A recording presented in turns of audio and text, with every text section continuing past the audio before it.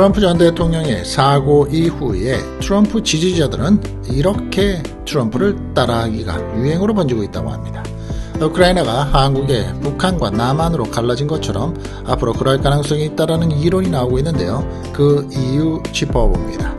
미국의 뉴욕과 샌프란시스코는 도대체 얼마나 낙후된 시설과 시스템을 가지고 있길래 이번 사태에 멀쩡한 걸까요? 미국의 경제 수장은 서민식당과 패스트푸드를 주의 시선 절대 신경 안 쓰고 이용을 하고 있다는 내용이 화제가 되고 있습니다.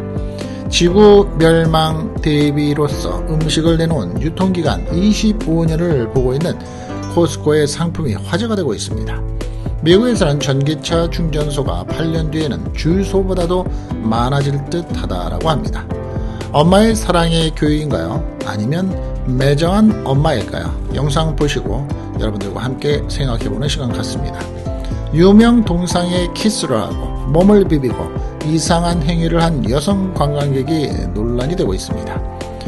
우리가 세상을 살면서 댐베라면 이렇게 살아야 할 텐데 영상 함께합니다. 한국의 편의점은 다양한 서비스에 외국 기자들도 놀라고 있다고 하는데요. 어떤 내용인지 함께 구체적으로 짚어봅니다. 오늘도 뉴욕 기다리생과 함께 하실 7월 20일의 글로벌 핫 이슈입니다. 반갑습니다. 뉴욕 기다리쌤입니다. 7월 20일 토요일 주말 시간입니다. 두 번 다시 오지 않는 7월 20일 2024년도 우리 시청자분들께서는 이토록 좋은 시간이었나라고 생각할 수 있을 만큼 좋은 추억 많이 쌓으시고요. 주변 분들과의 좋은 시간 속에서 좋은 추억과 함께 기분 좋은 스트레스가 날려줄 수 있는 한 주간의 소중한 시간이 되시기를 응원드립니다. 자, 오늘 영상도 끝까지 함께 하시면서 세계에 돌아가는 정보, 시사, 상식 함께 짚어보도록 하겠습니다. 첫 번째 소식인데요. 지지자들에 의해서 트럼프 전 대통령을 따라하는 것이 유행처럼 번지고 있다고 합니다. 공화당 내에서 말입니다. 도널드 트럼프 전 미국 대통령 지지자들 사이에서 오른쪽 귀에 붕대를 감는 것이 유행으로 자리를 잡았다고 합니다. 18일 워싱턴 포스트 등에 따르면 이번 주 위스콘신주의 밀워키 하이서브 포럼에서 열린 공화당 전당대회에 트럼프 전 대통령 지지자들이 오른쪽 귀에 거즈나 붕대를 감은 모습으로 등장을 했습니다. SNS상에서는 이번 전당대회에서 오른쪽 귀에 붕대를 감은 모습으로서 찍힌 공화당 지지자들의 사진이 퍼지고 있고요. 지난 13일 오른쪽 귀를 총에 맞아서 다친 트럼프 전 대통령과 같은 모습입니다. 하노이는 미국의 국기를 본떠서 만든 옷을 입고 Fight, Fight, Fight라는 문구가 적힌 테이프를 오른쪽 귀에 붙이기도 했습니다. 지지자들끼리 서로 붕대를 붙여주는 모습도 포착이 됐고요. 존 네글리아 공화당 대의원은 워싱턴 포스트에서 이렇게 얘기를 합니다. 이거는 당내의 새로운 단결 신호입니다. 라며 월요일 밤 트럼프 전 대통령이 공식 선서에 나왔을 때 뭔가 해야겠다라는 생각이 들어서 할 수 있는 것을 해봤다라고 말을 하고 있습니다. 그럼으로써 오른쪽에는 전부 하얀색의 거즈를 붙이는 그러한 것이 유행처럼 번지고 있다라는 여러 상황들을 함께 짚어봤습니다. 우크라이나가 한국처럼 북한과 남한처럼 둘로 갈라질 수 있다라는 논리가 나오고 있습니다. 도널드 트럼프 전 미국 대통령이 백악관으로 복귀를 한다면 우크라이나가 남한과 북한처럼 둘로 쪼개질 수 있다는 분석이 나온 겁니다. 사실 우크라이나의 젤렌스키 대통령은 사실 급하죠 지금. 그래서 도널드 트럼프 전 대통령에게 전화를 걸었습니다. 수시간 전에. 트럼프 대통령하고도 얘기를 나눴다고 하는데 그에 대한 방송 매체들은 뭐라고 나오느냐면 트럼프 전 대통령은 내가 대통령이 되면 전쟁을 종식시키겠다 이렇게 얘기를 합니다. 사실 이것은 젤렌스키 대통령한테는 좋은 얘기가 아니죠. 그럼으로써 지금 분석에 대한 부분은 둘로 쪼개질 수도 있겠다라는 내용이 나오는데 왜 그런지 또 상식적으로 한번 들어보시겠습니다. 18일 미국의 현지 시간으로서 CNBC에 따르면 빌라하리 카우시칸 전 주 러시아 싱가포르 대사는 전날 민간은행 VP뱅크가 주최한 형사연설에서 오는 11월 미국의 대선에서 트럼프 전 대통령이 당선이 된다면 우크라이나에 대해서 뭔가 극적인 something dramatic을 할 가능성이 농후하다라면서 우크라이나가 지금의 남한과 북한처럼 분단될 수 있다라고 경고를 한 겁니다. 과거 유엔 상임 이사를 역임한 카우시카는 극적인 일, 즉 드라마틱한 일이 무엇인지는 구체적으로 밝히지는 않으면서도 트럼프 전 대통령의 접근 방식이 우크라이나의 휴전협정을 강제하는 방향일 수도 있다라고 설명을 하고 있는 겁니다. 대한민국과 북한이 휴전협정은 체결을 했지만 전쟁은 끝나지 않은 상태인 것처럼 우크라이나가 분열이 될 수 있다는 진단이 나오고 있는 거죠. 그런 내가 생각하는 경우의 수는 이미 한국에서 일어난 일이라며 유럽은 러시아를 억제할 능력이 없고, 자, 여기서부터가 참 중요한 얘기입니다. 유럽은 러시아를 억제할 능력이 없고 미국의 지원 없이 우크라이나를 실질적으로 도울 역량도 없다라고 지적을 한 겁니다. 백악관의 재입성에 도전하고 있는 트럼프 전 대통령이 전쟁 속결 입장을 재확인하는 가운데 블라디미르 젤렌스키 우크라이나 대통령은 난색을 표하고 있죠. 젤렌스키 대통령은 이날 보도된 BBC 방송과의 단독 인터뷰에서 트럼프 전 대통령은 우크라이나에서 도대체 무슨 일이 일어나고 있는지를 정말로 이해를 하지 못하는 것 같다라며 트럼프 전 대통령과의 협력은 힘든 일이겠지만 우리는 포기하지 않는 사람들이다라고 말을 했네요. 힘든 일이겠지만 이라고 말한 것도 상당히 의미심장한 일이기도 하는데 젤렌스키 대통령에 대해서 많은 외신들은 또 이렇게 얘기합니다. 국어를 한다라고 얘기를 하는데 외부에서 보기에는 국어라는 거지만 우크라이나에서 보는 입장에서는 정말 대통령으로서 나라를 지키기 위해서 외교에 힘쓴다 이렇게 보는 시각이 서로 다른 거겠죠. 하지만 강경 노선을 택하고 있는 트럼프 전 대통령이 당선이 된다면 사실 우크라이나와 러시아의 관계는 아주 극한 상황에 갈 것이라는 얘기는 거의 대동소이하니 말입니다. 저도 뉴욕에 살고 있습니다만 뉴욕과 샌프란시스코 정말 낙후됐다는 얘기를 가끔 저는 말씀을 드리죠. 그런데 이번 사태에 대해서 정말 얼마나 낙후가 됐길래 도대체가 멀쩡한 걸까요? 여러분들 무슨 얘기하시는지 모르시죠? 전 세계에서 곳곳에서 전산장애로 수천 편의 항공기 운항이 지연되고 취소된 일이 있었습니다. 엊그저께. 그런데 뉴욕과 샌프란시스코 등 미국의 주요 대도시의 대중교통망은 낡은 관리 시스템 때문에 큰 장애 없이 정상 운행이 됐다라고 미국 언론들이 보도를 하고 있는 겁니다. 사실 우리는 큰일이 없었기 때문에 잘 모르는 거죠. 그런데 한국에서마저도 전 세계 공항에서마저도 비행기가 제 시간에 운항을 못한 일이 수천 편이었습니다. 왜냐하면 패치, 즉 업그레이드 단계에 있어서 이 클라우드 서비스에 문제가 있었기 때문인데요. 좀 들어보시겠습니다. 미국 내 주요 도시의 버스, 지하철 등 대중교통 시스템은 일부 운행 지연과 신호 문제가 발생을 하긴 했지만 전반적으로 평소와 큰 차이가 없이 운행이 됐습니다. 뉴욕의 대중교통을 담당하는 메트로폴리탄 교통국 MTA죠. 이날 전 세계 IT 대란으로 일부 고객 대상의 정보 시스템이 일시적으로 중단이 됐지만 열차와 버스 운행은 전산 장애에 영향을 받지 않았다고 밝힌 겁니다. 전 세계의 교통 시스템이 일시적으로 중단이 됐었죠. 정보 시스템에 문제가 있었습니다. IT 쪽에. 그런데 뉴욕 지하철의 경우 만성적인 예산 부족 탓에 시설과 운영 시스템이 노후화된 것으로 악명이 높은데 그 덕분에 최신의 소프트웨어 오류로 발생한 이번 사태를 피해갈 수 있었던 것으로 추정이 되는 겁니다. 미국에서 대중교통의 비중이 높은 도시 중에 하나인 샌프란시스코도 이번 전산 사태 충격에 별달리 노출이 되지 않았습니다. 샌프란시스코 시의 교통국의 에리카 카토 대변인은 이렇게 얘기합니다. 우리 메인 시스템은 인터넷망에 연결조차 안 돼 있다 라고 말을 했습니다. 왜 웃는지 아시죠? 이게 자랑인지 우리의 메인 시스템은 교통국의 메인 시스템은 인터넷망에조차 연결이 되어 있지 않다. 자랑일까요? 여하튼 제가 늘 말씀드리지만 뉴욕 같은 경우 조지 워싱턴 브릿지 또 링컨 터널 이런 데를 보면 터널 안에 조명 즉 형광 등 조명 불이 거의 다 안 들어와 있습니다. 도대체 그 많은 세금을 걷어들이면서 그리고 파톨 도로의 컨디션은 최악이죠. 이 파톨이 얼마나 많은지 그런데 그 많은 세금은 다 어디로 가는지 그런데 내노라는 죽기 전에 버킷리스트라고 하는 미국에 꼭 가봐야 되는 장소 중에 한 곳인 뉴욕. 그런데 이번 사태는 다 피해갔습니다. 왜? 워낙 낡아서. 미국의 경제 수장은 서민식당 그리고 패스트푸드를 주위 사람들의 시선은 신경 쓰지 않고 이용을 하고 있다라는 내용이 지금 얘기가 되고 있는데, 누구 얘기냐면 제닛 앨런 재무부 장관입니다. 자주 거의 말씀을 드리는 이름 중에 한 사람이죠. 자, 뒷얘기를 한번 들어보시면서 우리 대한민국의 정치인들의 현재 모습, 또 지금 미국의 대통령 후보로 나오고 있는 두 사람의 모습, 참 많은 생각을 해보는 그런 시간을 갖도록 합니다.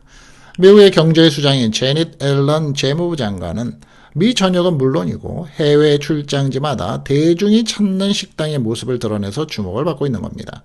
자, 이 시각부터는 한번 이 관점에서 보시면 어떨까 싶습니다.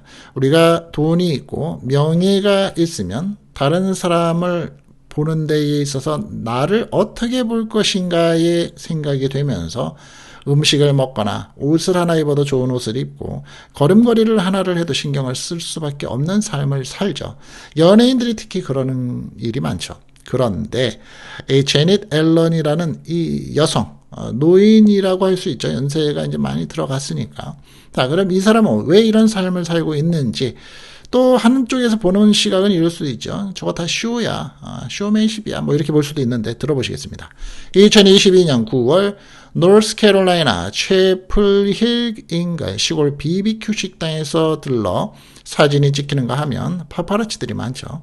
지난해 9월에는 조지아주 사바나의 한 작은 식당에서 프라이드 치킨과 콘브레이드 맥앤치즈를 먹는 모습이 포착이 된 겁니다. 지난해 11월에는 시진핑 중국 국가주석을 만나기 전 샌프란시스코 공항 가는 길에 트렌치 코트를 입고 홀로 인앤아웃에 들러 치즈버거를 주문하는 모습이 화제가 되기도 했습니다. 앨런 장관의 대중 식당 사랑은 미국에서만 나타나지 않고 있다고 하는데요. 지난해 11월에는 업무차 멕시코시티를 방문하던 중에 타코 전문점 타퀘리아 가브리엘에서 타코를 먹었고, 지난 4월 중국의 광저우 방문 당시에는 미슐린 딤섬 맛집 및 타오타오주에서 새우교자와 흑미창펀, 목이버섯 볶음 등을 먹어서 이슈가 됐습니다. 한 달 뒤인 5월에는 독일 프랑크푸르트의 페르시안 식당에 들러서 식사를 하고 가게 주인과 찍은 사진이 사회관계망 서비스 SNS에 올라오기도 했습니다. 백악관 경제자문위원장, 연방준비제도의 의장에 이어서 재무장관까지 역임한 미국의 경제 핵심 관료가 이처럼 대중식당에 스스럼 없이 모습을 드러내는 일은 흔치 않은 경우라고 합니다. 미국에서 보는 시각도 그렇다는 거죠. 대개의 주요 관료는 대중식당이 아닌 회의나 공식 브리핑에서 정제된 모습으로 대중 앞에 서게 되기 때문입니다. 그는 대중식당에서 식사를 할 때 칸막이를 모두 치우고 식당 내에 다른 손님들과 어우러져 식사를 하는 걸 즐긴다고 합니다. 식사를 마친 뒤에는 식당 주인 직원이 요청하는 사진 촬영 부탁을 대부분 거절하지 않고 응한다고 합니다. SNS에 앨런 장관과 가게 앞에서 찍은 일반인들의 사진이 자주 등장하는 이유도 여기에 있다고 합니다. 자, 이것은 인플레이션이나 금리 등 딱딱하기만 한 경제 용어를 내뱉을 것 같은 재무장관이 친근하게 느껴지는 그러한 모습이라고 평가를 하고 있습니다. 사진 속 사람들의 표정도 다들 한결같이 부드럽게 보여지기 때문입니다. 자, 여러분들의 판단, 여러분들의 의견, 여러분들의 생각은 각기 다 다르실 텐데 어떻게 생각을 하십니까? 미국의 코스트코에서 제품이 하나 나왔습니다. 유통기간, 즉 expiration date는 무려 25년, 지구 망하는 날을 대비해서 내놓은 음식이라고 합니다. 코스트코에 가시면 이거 제품이 있는지, 제품이 사실 전 세계에 퍼지고 있다 해도 각기 매장마다 조금씩 다른 형태로 물건이 들어오기 때문에 한번 찾아보십시오. 미국의 창고형 할인 매장인 코스트코에서 지구 멸망 대비 식량 키트를 출시해서 현지에서 화제가 되고 있습니다. 18일 미국의 NBC 뉴스에 따르면 코스트코는 최근에 온라인몰에서 유통기한이 25년인 비상식량 키트를 판매하기 시작을 했다라고 합니다. 이 키트에는 메인 메뉴 80인분과 아침 식사 30인분, 음료 40인분 등 총 150인분의 비상식량이 들어있다고 합니다. 얼마나 많은 양이 들어있는지 아시겠죠? 그런데 가격은 $79 99센트. 하나로 지금 따진다 그러면 11만 원의 이 가격입니다. 메뉴는 테리야끼, 라이스로부터 토마토, 바질, 수프, 파스타, 치즈, 마카로니, 애플, 시네몬, 시리얼 등 다양하다고 합니다. 밀키트에 물을 부어 먹으면 된다고 하는데요. 음식의 열량은 25,280칼로리에 달한다고 합니다. 유통기한은 무려 25년, expiration date이 25년. 해당 상품의 설명에는 식량을 넘어서 불확실성한 것에 대한 준비를 제공한다라며 단순히 생존을 위한 것이 아니라 어려운 시기에도 편안함과 즐거움을 유지하기 위한 제품이라고 적혀 있습니다. 이 키트는 요리책 작가 제프리 아이즈노가 커스트코에서 찍은 동영상을 공유하면서 입소문을 탔다고 하는데요. 그는 커스트코가 비상식량 키트를 출시했다. 언제가 될지 모르는 종말이 닥쳤을 때를 대비한 것 같다라며 세상이 무너지고 동굴에 갇혀도 이 식량 키트만 있으면 아무 문제가 없겠죠 라고 말을 합니다. 다만 일각에서는 실제로 종말이 닥치면 물을 구하기가 어려워 이 키트를 사용하지 못할 것이라는 지적이 나오기도 합니다. 아이러니하죠. 참고가 되시고요. 상당히 재밌는 또 이슈이기도 합니다. 저도 코스트코에 가서 이 제품을 보면 유심히 뚫어져라 한번 보겠습니다. 미국의 전기차 충전소가 8년 뒤에는 주유소보다 많게 될 거라고 얘기를 하는데 사실 트럼프 전 대통령이 집권을 하게 되면 또 이것은 어떻게 될지 모르죠. 왜냐, 전기차의 활성화에 대해서 상당히 부정적인 입장을 보이고 있으니 말입니다. 이번에 부통령으로 또 얘기가 되고 있는 사람도 똑같은 입장이니 말입니다. 하지만 현재까지 나온 논리가 그렇습니다. 현재 미국 내 전기차 충전소 증가세를 고려할 때 8년 후에는 주유소 개수를 넘어설 것이라는 분석이 나왔습니다. 블룸버그는 자체 기후변화 전문 플랫폼 블룸버그 그린 에너지 부서 데이터를 인용해서 미국의 공용 전기차 급속 충전소가 최근에 3개월 동안 704개가 늘어났다라고 보도를 했습니다. 현재 미국 내 전기차의 급속 충전소는 약 9,000개로서 7%에 해당하는 수치입니다. 여기서 잠깐 팁을 드리면 이 전기차 충전소를 만드는 데에 대한민국의 기업들이 들어가 있는 거 아십니까? 거의 대부분의 전기차의 충전소를 대한민국 기업들, 특히 휴게소의 전기차 충전소들을 대한민국 기업이 지금 건설을 하고 만들고 있다는 사실, 나중에 제가 한번 그 영상은 따로 또 만들어 드리면서 여러분들과 공유되는 정보 내용을 함께 하도록 하겠습니다. 현재 속도로 충전소가 확장이 될 경우 8년 뒤에는 공공전기차 급속 충전소의 수가 주유소보다 더 많아질 것으로 예상이 되는 겁니다. 블룸버그 NEF는 북미 사업자들이 올해 전기차 충전 인프라에 61억 달러, 하나로는 8조 5천억 원을 투입할 것으로 전망이 됐는데 이것은 지난해 투자액의 2배 수준이라는 겁니다. 오는 2030년에는 올해 수준보다 2배 많은 투자가 이루어질 것으로 전망이 되고 있습니다. 전기차 충전 수요가 지속 증가함에 따라서 충전소의 설치도 확대가 되고 있다고 하는데요. 미국의 자동차 판매량 중에서 전기차의 비중은 약 10%로 나타납니다.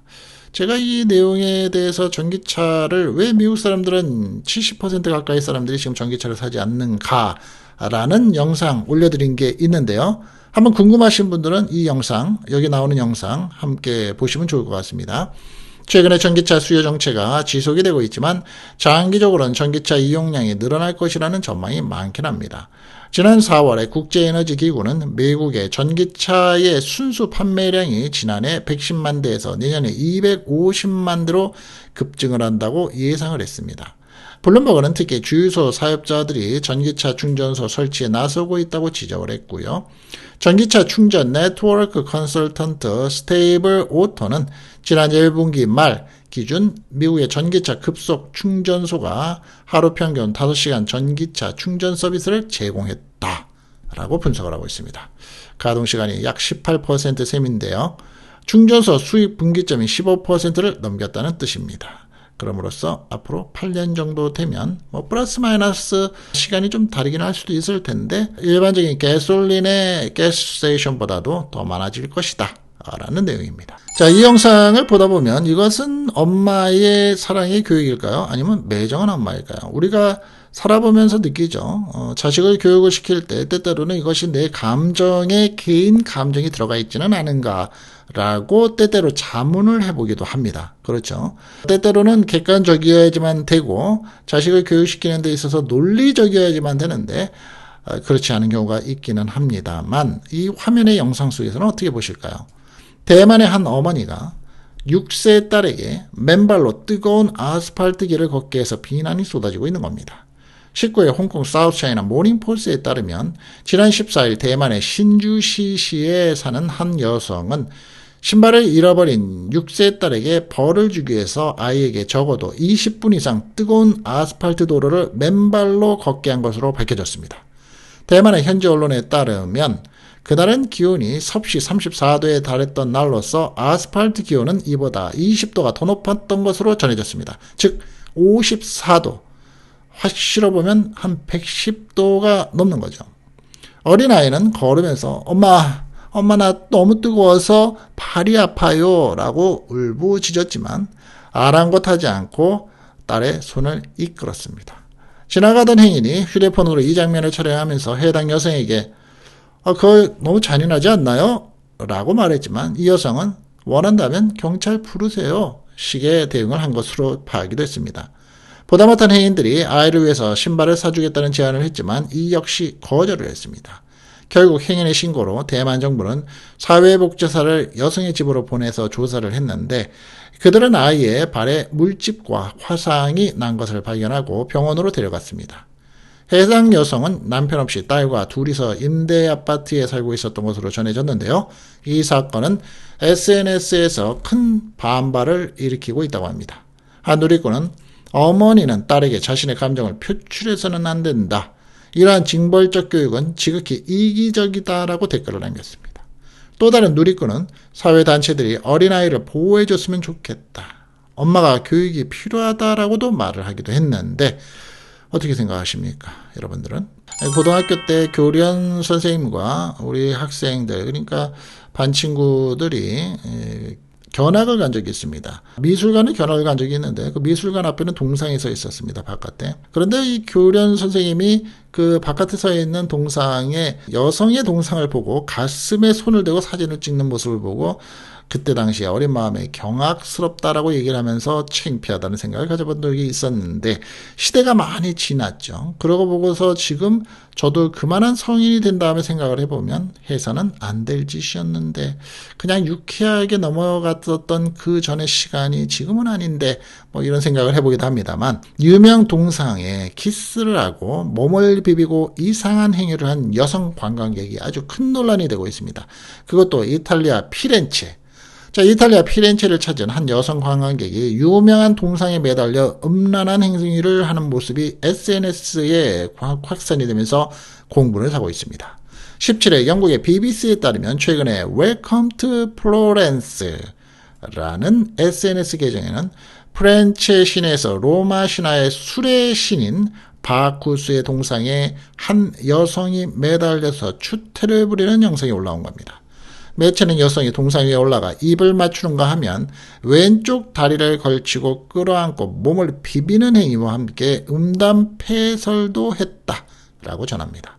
영상을 본 이탈리아의 누리꾼들은 격분을 했습니다. 한 누리꾼은 피렌체를 디즈니랜드로 바꾸려 한 시도의 결과라며 이 여성의 관광객을 체포해야 한다고 주장을 했고요. 이탈리아의 문화유산 홍보협회 콘쿨투라의 파트리치아 회장은 누구나 처벌받지 않고 원하는 것은 무엇이든 할 권리가 있다라고 생각하기 때문에 이렇게 무례하고 야만스러운 일이 발생한다라며 엄청난 벌금과 무관용 등 강력한 처벌을 주장했는데요. 그렇죠. 우리 대한민국 같은 경우에 우리가 존경하고 우리가 생각하고 있는 위대한 동상에 다른 나라의 관광객이 와서 동상에다가 별짓을 다 한다. 화가 날까요? 안 날까요?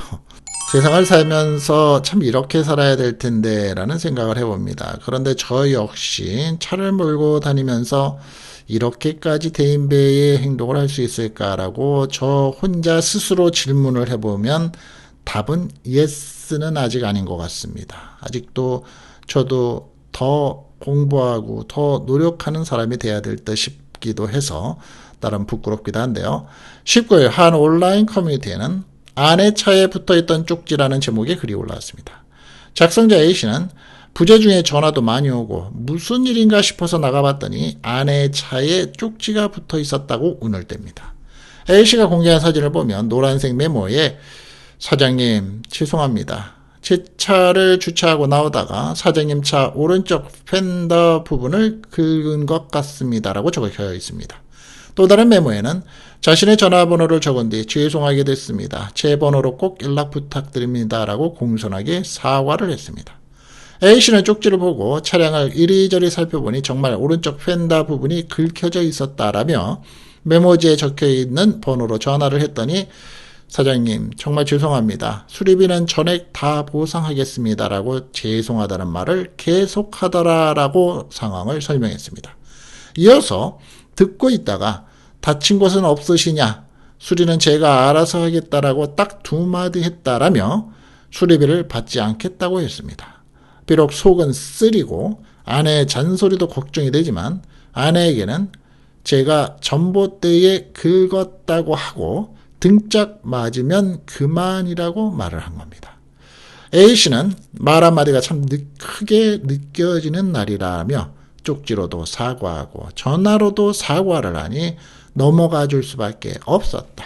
아내의 눈치가 보이니 오늘은 집에 들어가면 안 될 것 같다라고 글을 남겨서 웃음을 안겼습니다. 해당 사연을 접한 누리꾼들은 말 한마디로 천냥빚 갚는다더니 사장님 마음이 참 넓으시네요. 저 정도면 보험 처리 받아야 할 텐데 참 멋진 분이시네요. 메모 남기신 분도 좋은 분이고 피해 차주분도 정말 대단하고 멋지십니다. 복 많이 받으시길 바랍니다. 진정한 대인배, 성품이 정말 대단하시다 등의 반응을 보였습니다. 어떠십니까? 여러분들도 이렇게 사실 수 있으십니까? 그렇다면 여러분들한테 정말 대단한 분이라고 저도 박수 드리고 싶습니다. 저도 이렇게 살려고 노력을 해보겠습니다. 한국의 편의점 이용해 보신 분들 많이 계시죠. 현재 한국에 사시는 분들은 많이 이용을 하시죠. 뭐 담배 한 갑을 사신다든가 급한 라면을 사러 가신다든가 또 요즘에 편의점 도시락은 아주 인기가 많죠. 편의점에서 떡볶이에 군고구마에 사실 치킨까지 사 먹을 수 있는 한국의 편의점. 한국의 편의점에서는 요즘에 팩스나 프린트에 컴퓨터까지 할 수 있습니다. 자, 그런 한국의 편의점의 다양한 서비스에 외국 기자들이 놀라고 있는데요. 한국의 편의점, 즉 몽골 같은 데에는 몽골에 있는 편의점의 90% 이상이 한국 편의점인 거 아시죠? 그대로 통째로 옮겨놓는다고 합니다. 간단한 식사는 물론이고 지하철 카드 충전, 현금 인출, 쇼핑 등 다양한 서비스를 이용할 수 있는 한국의 편의점 산업에 대해서 외신도 관심을 보였는데요. 미국의 CNN 방송은 18일 서울발 기사에서 세계적으로 성장한 한의점, 즉 한국의 편의점 산업을 조명한 겁니다. 한국 편의점 산업협회에 따르면 지난해 말 기준 전국의 편의점 수는 55,200개를 넘어섰다고 합니다. 인구 950명당 한 개꼴로 편의점 매장이 있는 셈인데 전 세계에 있는 맥도날드 매장 수를 모두 합친 것보다 많다라고 CNN은 전하고 있습니다. 편의점 대국으로 불렸었던 일본을 제치고 1인당 매장 수에서도 최고를 차지했습니다. CNN은 미국에서는 편의점이 주로 주유소 옆에 붙어 있거나 번화가에 있고 거주지에서는 찾아보기 힘들지만 한국의 사정은 다르다고 설명을 하고 있습니다. 서울과 같은 대도시에서는 편의점이 골목 구석구석 자리를 하고 있고 때로는 경쟁사의 매장이 같은 거리에 몰려있기도 하다는 것입니다. CNN은 한국 편의점의 차별로는 원스톱 가게라는 점을 꼽았습니다. 고객들은 전화기를 충전하고 공과금을 내며 온라인으로 주문을 할 수도 있습니다. 일부 매장에서는 전기 스쿠터를 충전하거나 환전을 하고 국제 우편도 보낼 수 있습니다. 음식 판매에 대해서는 즉석 된장국으로부터 컵라면, 김밥 등 다양한 음식을 팔고 있고 매장 내에 마련된 좌석에서 간단하게 먹을 수도 있습니다. CNN은 한국에서 편의점이 이처럼 성장한 이유로는 1인 가구의 증가와 인구의 도시 밀집 현상 등을 꼽았습니다.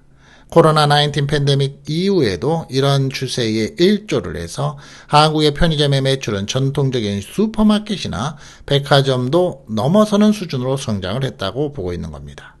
CNN은 편의점이 소셜미디어에서도 인기를 얻으며 한류 현상에 반영을 하고 있다고 짚었고요. 실제로 유튜브나 틱톡, 인스타그램 등에서는 인플루언서들이 편의점 음식을 리뷰한 영상 등을 손쉽게 찾아볼 수도 있다고 합니다.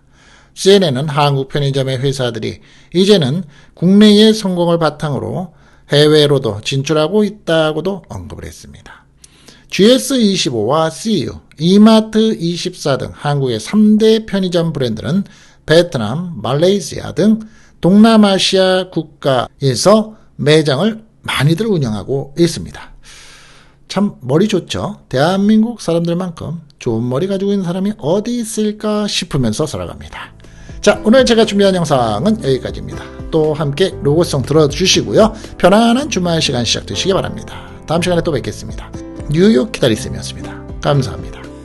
우리 채널은 사실 정보를 줘 정직하게 말해줄게 진실만을 보여줄게 너에게 여줄게 가치 있는 지식을 저기 뉴욕 기다리쌤 당신을 위한 신뢰의 채널을 의미해 우리의 작은 목소리 전하고 싶은 메시지가 있어 이 세상에서 정보가 넘쳐나는 만큼 뉴욕 기다리쌤 당신을 위한 안정된 플랫폼 내 속에서 생생한 신뢰를 만나봐 뉴욕 기다리쌤 당신을 위한 안정된 플랫폼 정대포 내 속에서 생생한 신뢰를 만나봐 뉴욕 기다리쌤 당신을 위한 안정된 플랫폼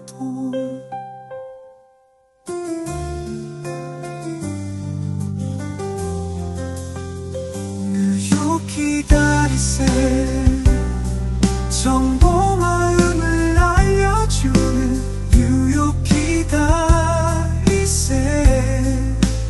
여기 와서 모두 함께 알아가자 상식과 지식 모두 쏟아지는 곳 여기 뉴욕